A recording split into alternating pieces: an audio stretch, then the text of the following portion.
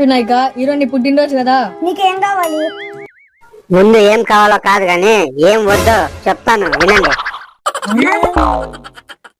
ముందు నా చెవుల దగ్గర ఉన్న హై వోల్టేజ్ స్పీకర్లు తీసేయండి. చెవులొచ్చే మాదిరిగా ఉంది. మీకు నిజంగా పాడాలనిపిస్తే ఒక మంచి భక్తి పాట నేర్చుకొని పాడండి. నేను పరవశించిపోతాను. అంతేకాని ఇలాంటి వద్దు నాయన. తాగి గుడిలోకి దర్శనానికి వెళ్తారా? మరి నా మంటపము గుడితో సమానమే కదా, మరి ఎందుకు తాగొస్తున్నారు?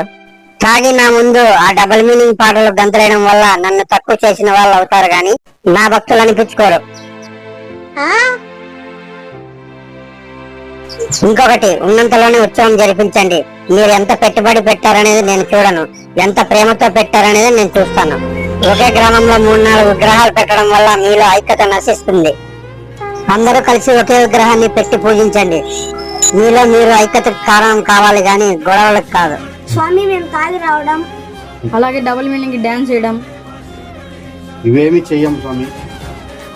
అందుకే కదా నాయన నేను ప్రత్యక్షమై మీతో మాట్లాడుతుండేది. మీరు నాకు బాగా నచ్చారు. ఏదైనా మీరు ఒక వరం కోరుకోండి, ఖచ్చితంగా తీరుస్తాను. స్వామి, నీ పుట్టినరోజు నాడు మా ధర్మంలో చేనేతలు అష్ట కష్టాలు పడి రెక్కాడితే గాని డొక్కాడని పరిస్థితి. వారికి తోడుగా అండగా నువ్వే ఉండాలి స్వామి.